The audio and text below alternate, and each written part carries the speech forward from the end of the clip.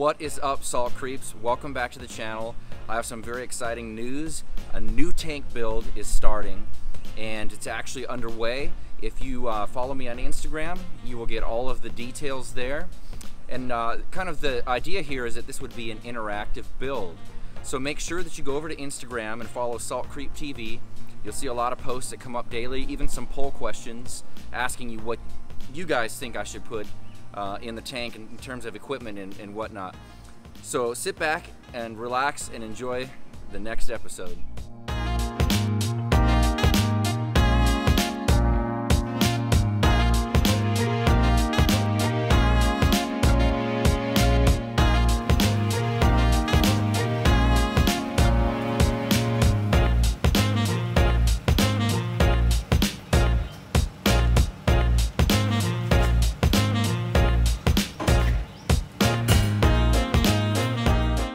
Alright, first things first, well, you gotta have a stand to put your aquarium on. So a friend of mine actually owns a boat lift company and I had him fabricate this for me.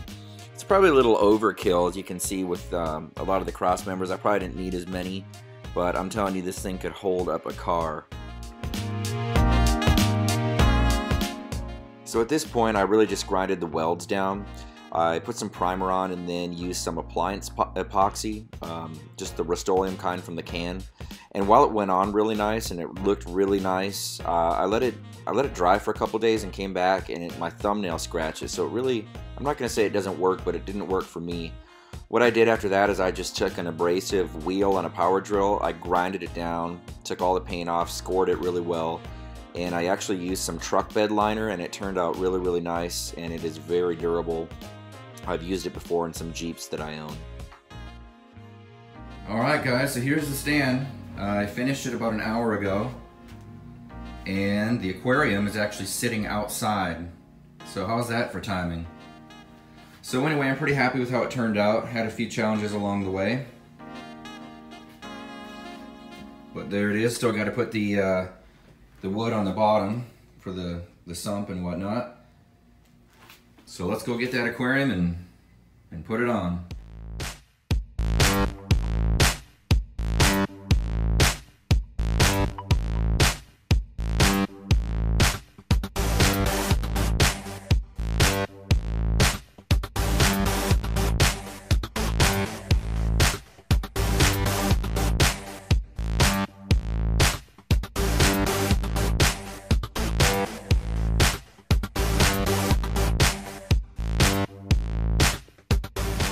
Guys, it is finally here. It's taken about 2 weeks. I think you guys can tell by the footage what kind of tank it is. It is definitely an innovative marine, Nuvo, and it's the EXT100. So let's get this thing open, make sure it's not damaged, and let's get it in the house and on the stand that I just completed about an hour ago.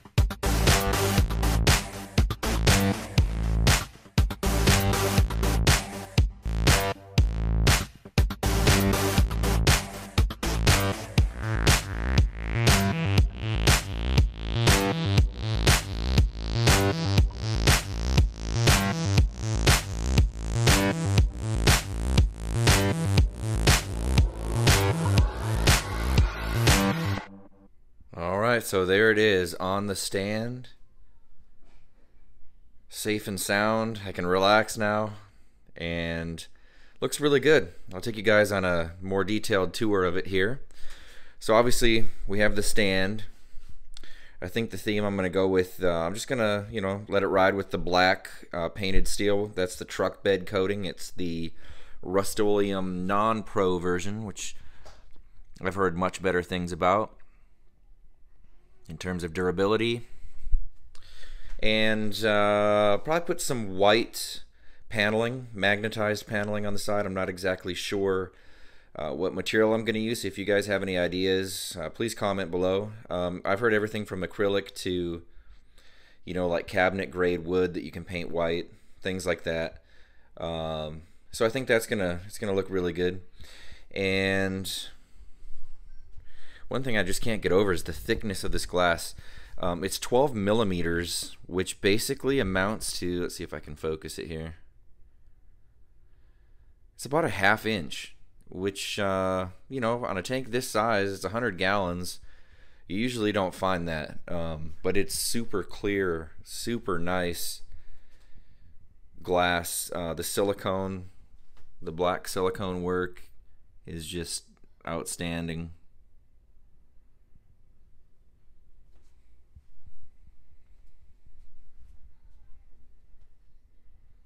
And so the back has, this is one sheet of acrylic here, and it's glued to the back glass there.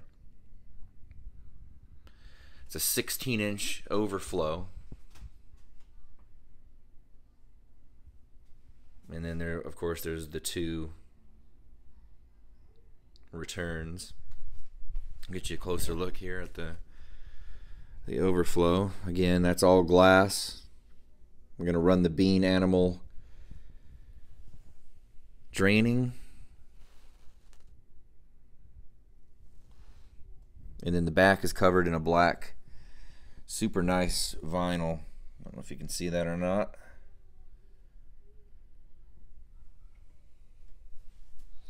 So yeah, really liking the dimensions on this. This is 48 inches by 24 by 20.